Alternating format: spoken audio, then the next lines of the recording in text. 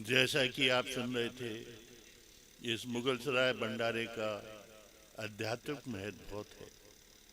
यह स्वयं गुरु महाराज का दिया हुआ भंडारा है।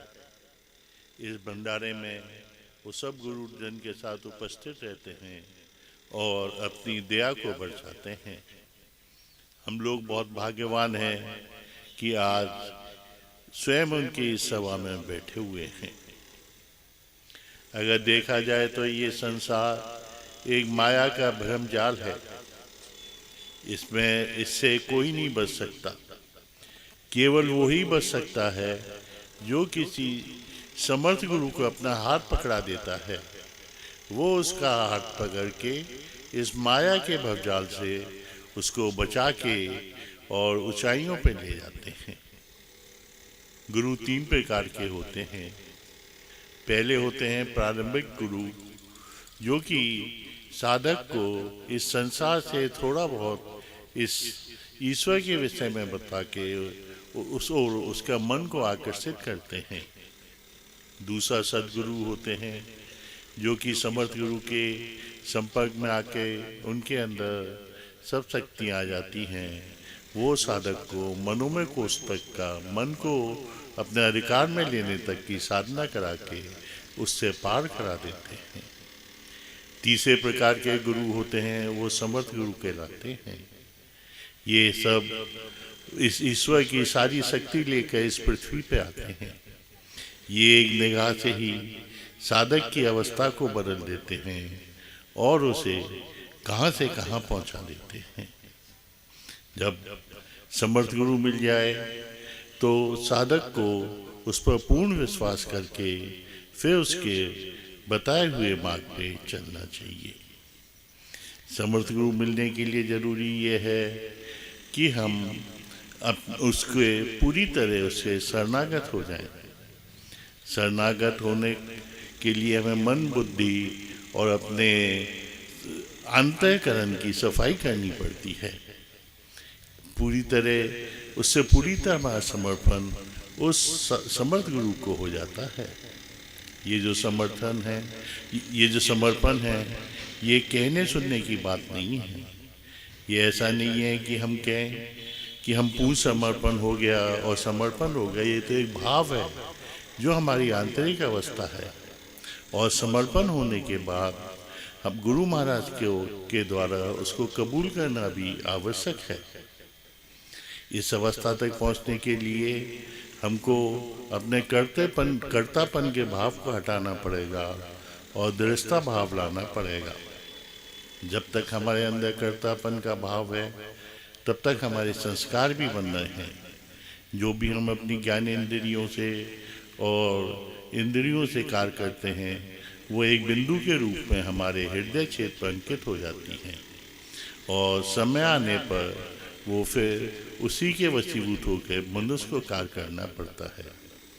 हमारे कार्य अच्छे हों या बुरे हों, उसका एक संस्कार बनता है और हमें उसको भुगतना पड़ता है। जब दृढ़ता भाव आ जाता है, तब हमारे संस्कार बनने बंद हो जाते हैं। भगवान कृष्ण ने कहा ही है कि जीवन यापन के लिए आदमी को कर्म करना आवश्यक है और इस अध्यात्म में चलने के लिए जो उसके कर्म हैं वो हैं धारणा, ध्यान, समाधि, जो भी इसमें साधना की जाती है। पर जब हम कर्म करते हैं तो उसको हम ये मान के करें कि ये कर्म हमारे नहीं है, कोई एक शक्ति इसे करा रही है, ये सब ईश्वर करा रहे हैं, तब हमारे संस्कार नहीं बनते हैं। ये कर्म में अकर्म कहलाते हैं। ये अवस्था आना साधकों के लिए बहुत जरूरी है। जब वो इस भाव पे आ जाते हैं तो उनके अंदर ये जो वास्तविक जो ये आत्मज्ञान है वो उन्हें मिलता है। और आत्मज्ञान मिलने से जो इस ब्रह्मांड के सूक्ष्म से सूक्ष्म रहस्य हैं वो साधक के समझ में आने लगते हैं। क्योंकि उस सूक्ष्म रहस्य को समझने के लिए हमारे अंदर सूक्ष्म ज्ञान का होना अति आवश्यक है। अगर देखा जाए तो जो हमारी शरीर है उससे ज़्यादा सूक्ष्म है, हमारी इंद्रियों का ज्ञान उससे ज़्यादा सूक्ष्म आ जाता है, मन का ज्ञान, फिर बुद्धि का नंबर आता है और फिर आत्मा का नंबर आता है। जब साधक आत्मा के स्थान पर स्थित हो जाता है तब वो पूरी इस ब्रह्मांड के सूक्ष्म रहस्य को समझता है और पूरी तरह इस गुरु महाराज को समर्पित हो जाता है और एक ऐसी अवस्था में पहुंच जाता है जहाँ उसके हृदय में सब गुरु प्रेम के अलावा और कुछ नहीं रहता है। वो इस मन बुद्धि और अपने कर्म के क्षेत्र से ऊपर उठ जाता है, सूक्ष्म अहंकार उसको खत्म हो जाता है। भगवान कृष्ण ने इसको स्थिर प्रज्ञा अवस्था बताई है। यही एक सच्चे संत की पहचान है। जो इस अवस्था में पहुंच जाता है उसको संसार के सुख दुख उसको नहीं उसके ऊपर असर डालते हैं, उसको केवल एक ही याद रहती है इस ईश्वर की और उसके हृदय में केवल ईश्वर का प्रेम रहता है। एक महान सूफी संत हुई हैं, उनसे किसी ने पूछा कि क्या आप ईश्वर से प्रेम करती हैं? तो बोली हाँ, मैं ईश्वर से बहुत ज़्यादा प्रेम करती हूँ। फिर उन्होंने उससे पूछा तो इसका मतलब आप शैतान से नफरत करती होंगी? तो वो बोली कि मेरे हृदय में ईश्वर प्रेम के अलावा इतनी जगह ही नहीं है कि मैं किसी से नफरत कर सकूं। यह बहुत ऊंची अवस्था है। इस अवस्था तक पहुंचने के लिए हमको साधना करनी पड़ती है। अपने मन, अपने बुद्धि और अपने विकारों को दूर करने की साधना। और कई प्रकार के संत हुए हैं, उन्होंने मनुष्य के स्वभाव के हिसाब से अलग अलग साधना बताई हैं। इसमें माँ ऋषि पतंजलि भी हुए हैं। उन्होंने जो 8 सूत्रीय साधना बताई है, यम नियम आसन प्रत्याहार और ध्यान धारणा समाधि, इसमें जो शुरू की 5 हैं वो बाहरी शरीर के लिए हैं और 3 आंतरिक सफाई के लिए हैं। हमारे गुरु महाराज ने जो भारी साधना है उसमें साधक का समय बर्बाद नहीं किया है। उन्होंने मन को शुद्ध करने की साधना से नए साधक से शुरू कराते हैं। उनका ये कहना है जब मन सज जाता है तो फिर हमारी सभी चीज़ें अपने आप सजने लगती हैं। उसी के हिसाब से हमारी बुद्धि काम करने लगती है।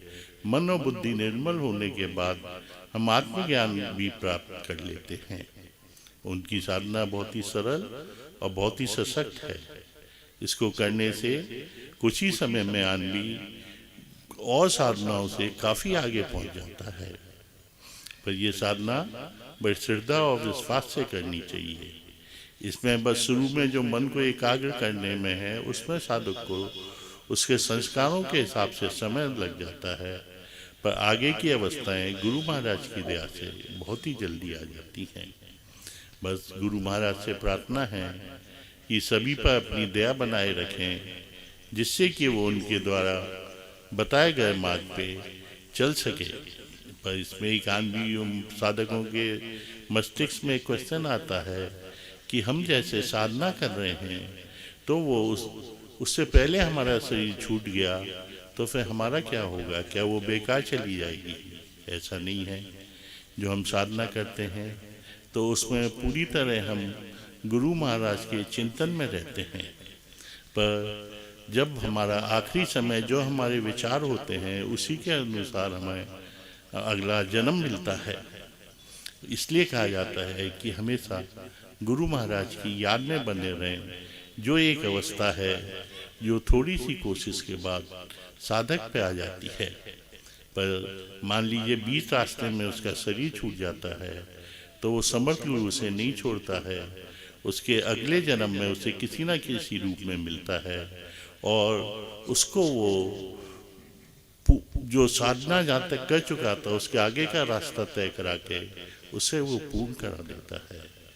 ऐसे ही हमारी गुरु महाराज की समर्थ गुरु हैं। बस उनकी दया सब पर बनी रहे, जहाँ रुकावट आए उनसे प्रार्थना करें, वो उससे दूर करा देंगे और आगे बढ़ा देंगे। उनसे प्रार्थना है कि सब पर दया रखें।